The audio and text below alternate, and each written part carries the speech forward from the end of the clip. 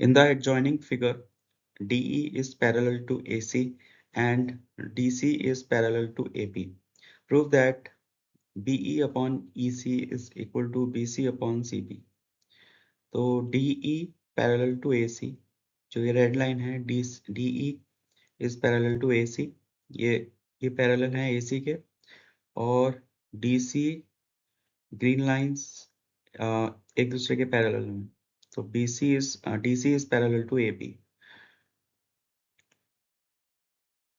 तो हमें ट्राइंगल कौन कौन से लेना है? एक लेना है ट्राइंगल APB, और दूसरा ट्राइंगल होगा ACB. अब इन दोनों ट्राइंगल्स को सिमिलर प्रूव करना है. तो पहले ट्राइंगल APB में हम देख सकते हैं कि ट्राइंगल जो लाइन DC है, DC for triangle APB, DC is parallel to AP. Therefore, by basic proportionality theorem, by BPT जो साइड्स का रेशो होगा वो बराबर होगा. जो ये DC है वो साइड्स को बराबर रेशो में कट करेगी. तो यहाँ से BD upon DA is equal to BC upon PC. तो ये पहली इक्वेशन आ गई. सेकेंड ट्राइंगल में देखेंगे. सेकेंड ट्राइंगल जो है इसमें ACB इसमें DE is parallel to AC. तो फिर से बाय बेसिक प्रोपोर्शनैलिटी थ्योरम, जो लाइन पैरेलल है वो साइड्स को इक्वल रेशो में डिवाइड करेगी. तो BPT BD upon DA by BPT. Therefore, BD upon DA is equal to triangle ACB. तो BE upon EC.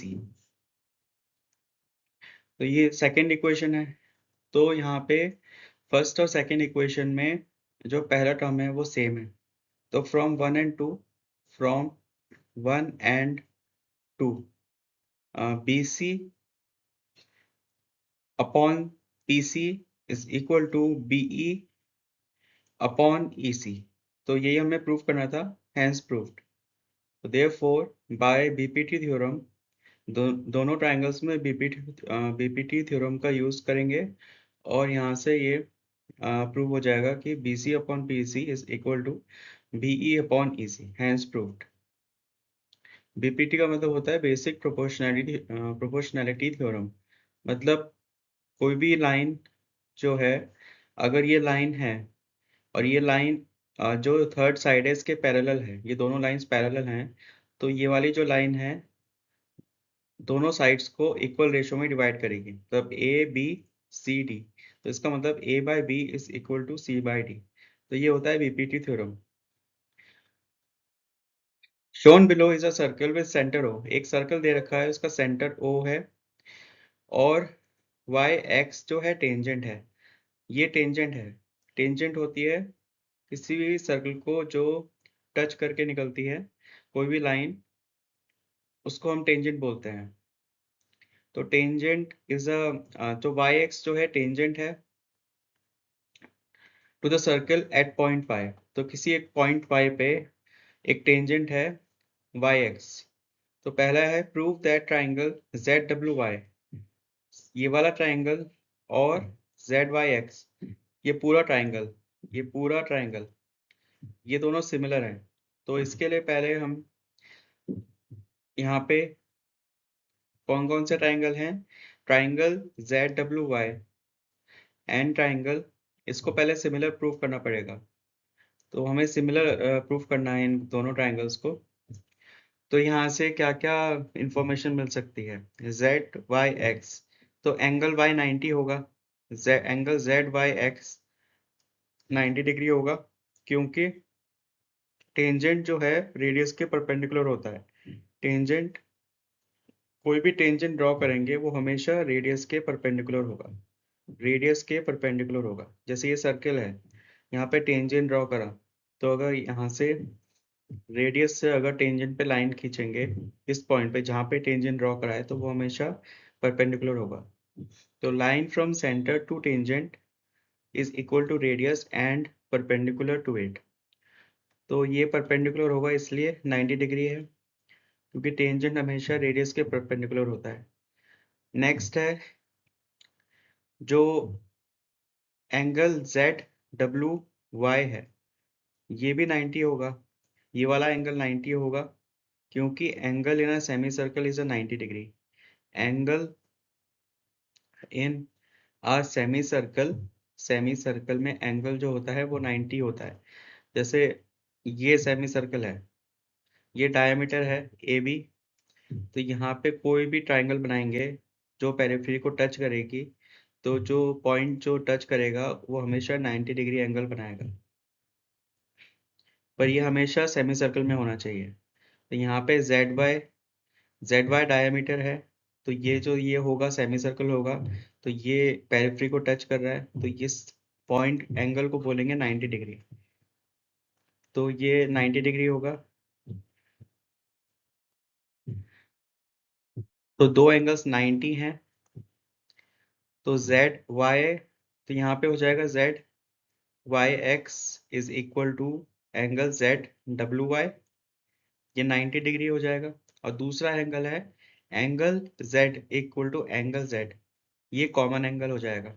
Common angle, दोनों ट्राइंगल्स में कॉमन एंगल है z और z, therefore by a angle angle similarity both triangles are similar. Triangle ZWY is similar to triangle ZYX, तो दोनों triangle similar होंगे।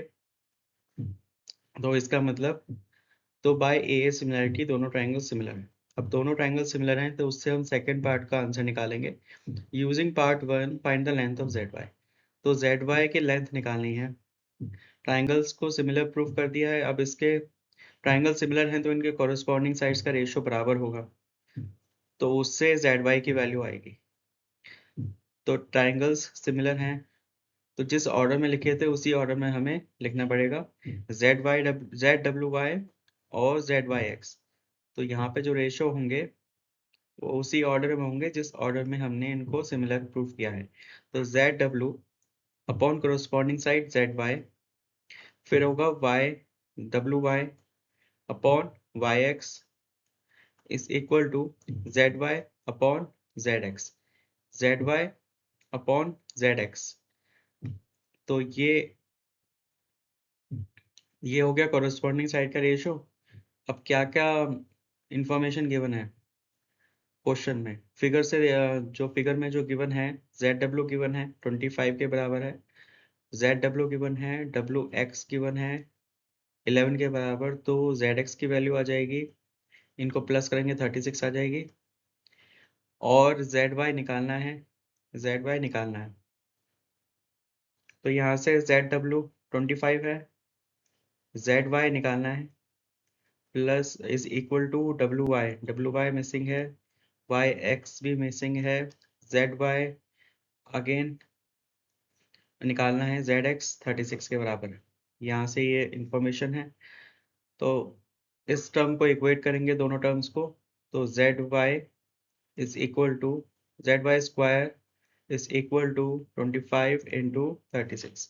तो इसका स्क्वायर रूट लेंगे तो ये हो जाएगा 5 इंटू 6 इक्वल टू 30। तो ZY की वैल्यू 30 के बराबर होगी, 30 यूनिट्स के बराबर होगी, तो ये 30 हो जाएगा। ये पूरी लेंथ जो होगी 30 के बराबर होगी।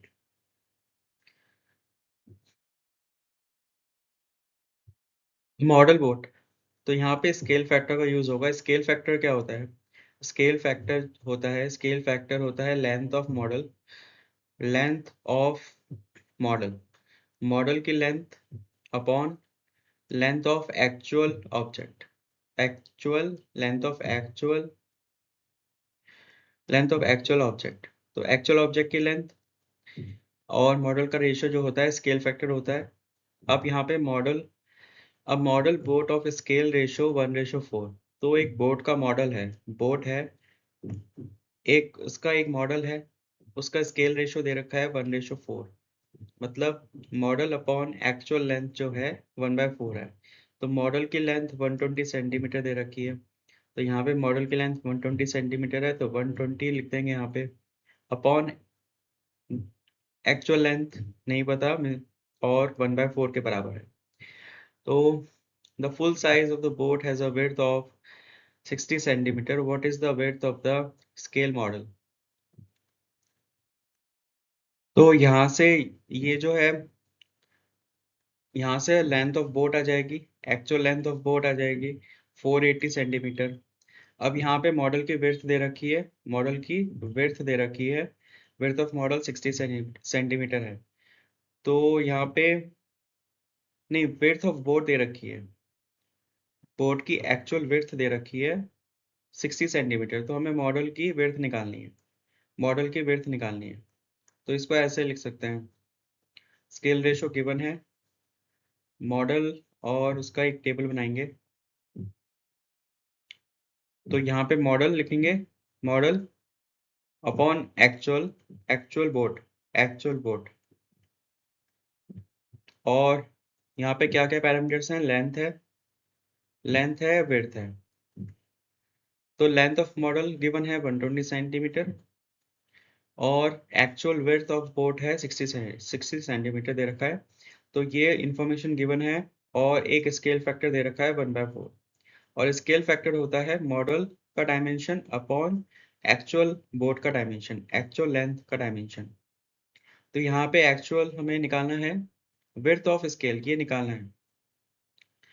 तो इसको निकालने के लिए हम स्केल फैक्टर का यूज करेंगे, क्योंकि एक्चुअल बोट का विड्थ दे रखा है 60 है, तो मॉडल का जो विड्थ होगा एक्चुअल अपॉन 4 के बराबर होगा। तो ये एक्चुअल विड्थ है इज इक्वल टू 60/4, तो मॉडल की विड्थ होगी 15 सेंटीमीटर की विड्थ होगी मॉडल की। तो मॉडल की width is equal to 50 centimetre, 50 centimetre, 15 centimetre. तो मॉडल बोट की विड्थ 15 सेंटीमीटर होगी। सिमिलरली हम एक्चुअल बोट की लेंथ भी निकाल सकते हैं। तो 1/4 स्केल फैक्टर है, मॉडल की लेंथ 120 सेंटीमीटर है, एक्चुअल लेंथ निकालनी है, तो एक्चुअल लेंथ होगी 480 सेंटीमीटर।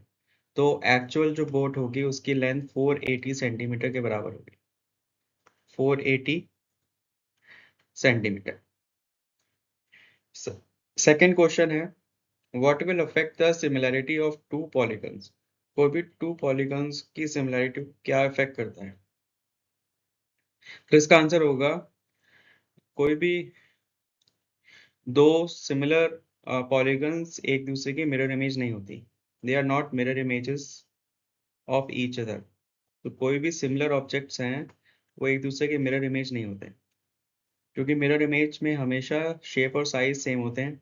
शेप और साइज जो हैं, shape and size exact copy होते हैं मिरर इमेज में, मिरर इमेज में एग्जैक्ट कॉपी होते हैं, बट सिमिलैरिटी में शेप सेम होती है, शेप सेम होती है बट साइज डिफरेंट होता है। तो अगर ये एक स्क्वायर है तो मिरर इमेज में भी एग्जैक्ट डायमेंशन का स्क्वायर बनेगा। बट अगर यहाँ पे सिमिलैरिटी की बात हो रही है, तो अगर ये स्क्वायर है तो या तो ये छोटा स्क्वायर होगा या फिर ये बड़ा होगा।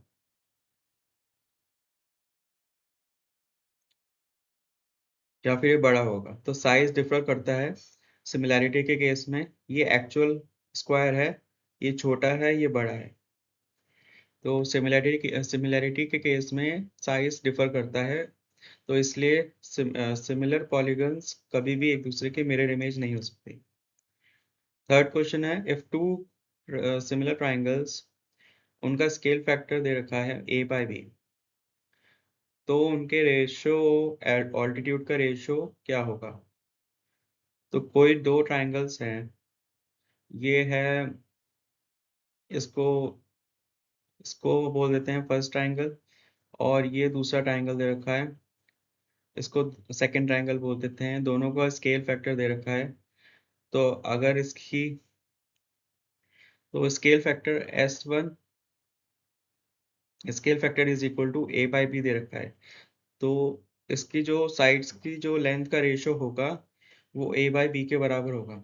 अगर ये साइड 2 है, ये साइड A है, तो ये साइड B होगी, तो कॉरस्पॉन्डिंग साइड का रेशियो A/B के बराबर होगा। ये साइड A है तो ये B होगी, ये A है, ये B होगी, तो कॉरस्पॉन्डिंग साइड का रेशियो बराबर होगा। तो हमसे पूछा है ऑल्टीट्यूड का क्या रेशियो होगा। अगर हम यहाँ पे ऑल्टीट्यूड ड्रॉ करेंगे तो इसका अगर इसका लेंथ A है तो इसका B होगा। तो स्केल फैक्टर, क्योंकि कॉरस्पॉन्डिंग साइड का रेशियो बराबर होता है, इसलिए ऑल्टीट्यूड का रेशियो भी बराबर होगा, तो वो A/B के बराबर ही होगा। तो इफ टू सिमिलर ट्राइंगल्स का रेशियो का स्केल फैक्टर A/B है, तो उनका कॉरस्पॉन्डिंग साइड्स का रेशियो भी बराबर होगा। तो मीडियन हो गया, ऑल्टीट्यूड हो गया, सबका रेशियो A/B के बराबर होगा। Fourth question, the shadow of a stick 5 metre long is 2 metre. तो शैडो को हम मान लेते हैं मॉडल, तो लेट शैडो शैडो शैडो को मॉडल मान लेते हैं। तो यहाँ पे शैडो जो स्टिक है, मॉडल की लेंथ 2 मीटर है, तो शैडो की लेंथ 2 मीटर है अपॉन एक्चुअल स्टिक की लेंथ 5 मीटर है, तो यहाँ पे 2/5 आ गया स्केल फैक्टर। अब यहाँ पे पूछा है टॉल, एक ट्री है, at the same time the shadow of 12.5 metre tall tree is. तो एक ट्री है, उसकी एक्चुअल लेंथ दे रखी है, उसकी शैडो की लेंथ निकालनी है। ट्री की एक्चुअल लेंथ है 12.5 और उसकी शैडो की लेंथ निकालनी है, तो शैडो की लेंथ निकलेगी स्केल फैक्टर से। 2/5 स्केल फैक्टर अभी निकाला था हमने, स्टिक स्टिक की शैडो से स्केल फैक्टर निकाला था, upon is equal to shadow of a tree, shadow of tree, और अपॉन ट्री की एक्चुअल लेंथ 12.5, तो ये 2.5 और ये 5 हो जाएगा, तो ट्री की शैडो होगी 5 मीटर लॉन्ग होगी।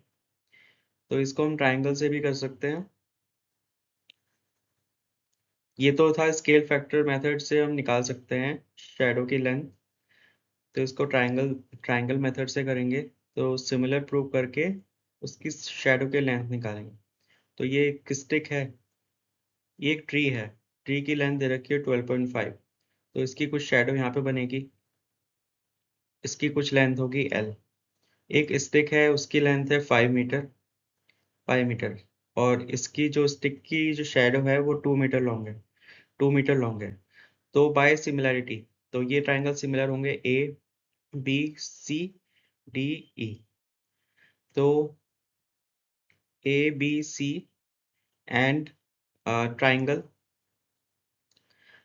DEC ये सिमिलर होंगे बाय BPT से सिमिलर होंगे, सिमिलर प्रूव हो जाएंगे, क्योंकि DE जो है वो पैरेलल होगा AB के, क्योंकि दोनों परपेंडिकुलर होंगे एक दूसरे के। अब यहाँ से ये सिमिलर हैं तो इनके corresponding साइड का रेशियो बराबर होगा, तो AB upon DE is equal to BC upon CE। तो हमें निकालना है L की वैल्यू, हमें BC की वैल्यू चाहिए, शैडो ऑफ अ ट्री चाहिए, तो BC की वैल्यू चाहिए, AB की वैल्यू 12.5 है, अपॉन D की वैल्यू 5 है, CE की वैल्यू 2 है, इज इक्वल टू BC। तो 5 इंटू 2.5, तो अगेन ये 5 के बराबर आ गया, तो शैडो ऑफ अ ट्री जो होगी वो 5 मीटर के बराबर होगी, 5 मीटर की शैडो बनेगी ट्री की। In the given figure triangle ABC एक ट्राइंगल है ABC, और गिवन है DE जो है parallel to BC, DE BC is parallel to DE। Therefore अब यहाँ पे BPT का यूज करेंगे, BPT basic proportionality theorem, basic proportionality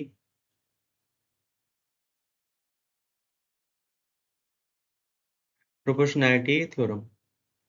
तो ये कहती है कि अगर कोई भी लाइन किसी थर्ड साइड के पैरेलल है, तो वो जो लाइन है साइड्स को इक्वल रेशियो में डिवाइड करेगी, मतलब ये जो DE लाइन है ये अपोजिट साइड्स को इक्वल रेशियो में डिवाइड करेगी।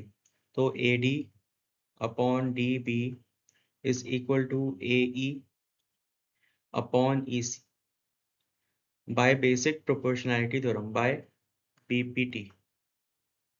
निकालना क्या है, डीई की वैल्यू निकालनी है, इसकी वैल्यू निकालनी है। तो एडी गिवन है, बीडी गिवन है और बीसी गिवन है। तो यहाँ पे अभी हम इसको थोड़ा सिंप्लीफाई करेंगे। तो डीबी गिवन है, इसका रेसिप्रोकल लेंगे, रेसिप्रोकल, क्योंकि डिनोमिनेटर में डीबी है। तो यहाँ पे हमें ऐसी साइड चाहिए जो ट्राइंगल का पार्ट हो। DB is not a triangle, इस कोई भी ट्राइंगल का पार्ट नहीं है। तो रेसिप्रोकल लेंगे, रेसिप्रोकल लेंगे तो ये डीबी अपॉन ए डी हो जाएगा और यहाँ पे ई सी अपॉन ए ई हो जाएगा। तो अब ये जो ए डी है ये ट्राइंगल ए डी का पार्ट है और ये ए ई ये भी ट्राइंगल ए डी का पार्ट है। तो ऊपर दोनों साइड +1 करेंगे तो ये हो जाएगा A D plus D B upon A D is equal to E C plus A upon A E. तो A D plus D B क्या है, ए बी के बराबर है upon A D is equal to E C plus A C के बराबर है और ए ई। तो ये दो रेशो बराबर हैं तो तीसरा रेशो भी बराबर होगा, ए बी और ए डी। तो तीसरा रेशो क्या होगा, बी सी। अब यहाँ से देख सकते हैं ये ट्राइंगल ए बी सी है, ये ट्राइंगल ए बी सी है और नीचे वाला ट्राइंगल होगा ट्राइंगल ए डी ई। तो तीसरा रेशो भी बराबर होगा B C upon D E. तो तीनों रेशो बराबर हैं तो यहाँ से अब डी की वैल्यू निकालेंगे। गिवन है ए बी की वैल्यू निकाल सकते हैं, 5 + 2.5 ए बी की वैल्यू आ जाएगी, 5 + 2.5 अपॉन ए डी की वैल्यू 5 है और बी सी की वैल्यू 12 दे रखी है, डी की वैल्यू x है। तो यहाँ से इस वाले रेशो से इस वाले रेशो से ये x की वैल्यू निकलेगी। तो 7.5 1 + 1.5 तो x की वैल्यू होगी 12 अपॉन 1.5 तो ये हो जाएगा 8। तो x की वैल्यू 8 के बराबर होगी। तो value of D E is equal to value of D E is equal to 8 centimetre. A model of a house, तो एक मॉडल है जो पिरामिड की शेप में है, उसका जो एटिक जो फ्लोर है वो एक स्क्वायर है। तो ए बी सी डी ये स्क्वायर है, ये जो ये बेस पे फ्लोर है ये स्क्वायर शेप का है, मतलब इसकी एज सेम है। The beam support the roof are the edges of the rectangular prism. तो जो बीम है जो एजेस को सपोर्ट कर रही है वो रेक्टेंगुलर प्रिज्म। तो ये जो ई एफ जी एच है ये एक रेक्टेंगुलर प्रिज्म है, मतलब इसके ये जो लेंथ है यहाँ तक जाएगी फ्लोर तक, ये कुछ ऐसा होगा। ये इनसाइड है इसलिए विजिबल नहीं है, तो ये डॉटेड लाइन से रिप्रेजेंट हुआ है। तो ये एक रेक्टेंगुलर प्रिज्म है ई एफ जी एच और के एल एम एन, ये इसके इनसाइड है और ये एजेस को सपोर्ट कर रहे हैं इस पॉइंट पे। इन पॉइंट्स पे जो एजेस हैं इनको सपोर्ट किया हुआ है इस रेक्टेंगुलर प्रिज्म ने। और all the edges of the pyramid have a length of 12 metre. तो सारी एजेस का जो लेंथ है 12 मीटर के बराबर है। तो ये 12 होगा, ये जो ग्रीन लाइंस हैं ये सारी 12 होंगी, ये सारी 12 होंगी।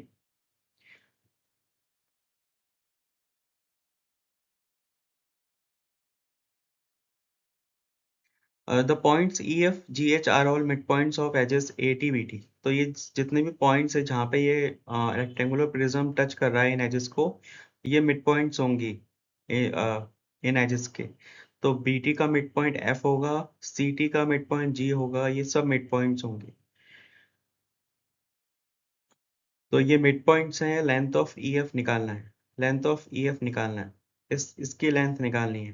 तो अगर हम ट्राइंगल कंसिडर करेंगे, ये ट्राइंगल सिर्फ इस वाले ट्राइंगल को कंसिडर करेंगे टी ए बी और ये एक लाइन है EF।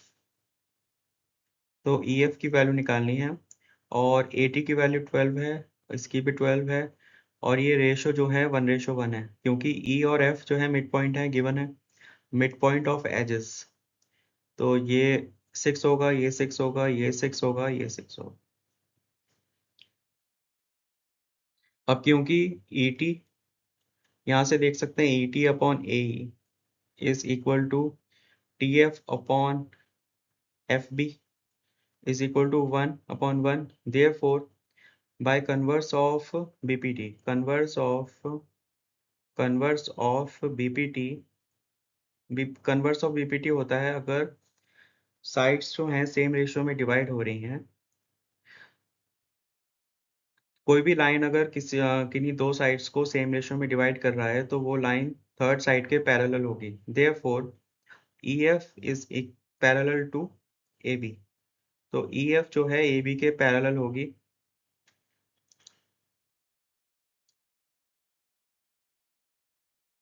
तो यहाँ से अब हमें EF की वैल्यू निकालनी है।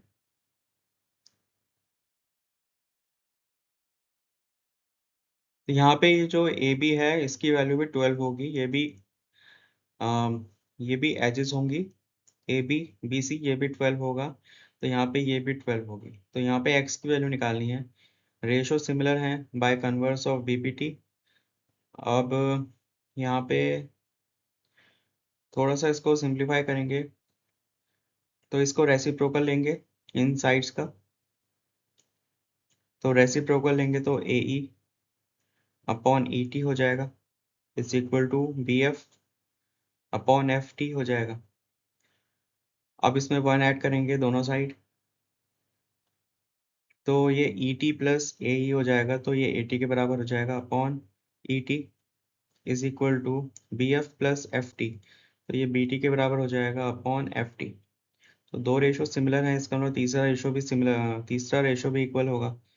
तो AT और BT, तो ऊपर जो थर्ड साइड होगी वो AB होगी और यहाँ पे EF होगी। तो तीनों करस्पॉन्डिंग रेशियोज बराबर हैं और हमें निकालनी है EF की वैल्यू निकालनी है। तो AT की वैल्यू 12 के बराबर है, ET की वैल्यू 6 के बराबर है, BT की वैल्यू AB की वैल्यू 12 है और EF की वैल्यू निकालनी है। तो EF की वैल्यू 6226, तो EF की वैल्यू 6 के बराबर होगी, ये 6 के बराबर होगी। क्योंकि ये 1:1 है, तो अगर इस साइड का रेशियो 1 है तो इस साइड का रेशियो 2 होगा। तो ये जो साइड्स हैं 1:2 में डिवाइड होंगे, तो सारी साइड्स 1:2 में डिवाइड होंगी। तो ये अगर 12 है इस ट्राइंगल का, तो ये हाफ हो जाएगी, 6 हो जाएगा। तो इसलिए EF की वैल्यू 6 के बराबर होगी by converse of basic proportionality theorem. Length of EF is equal to 6 metre.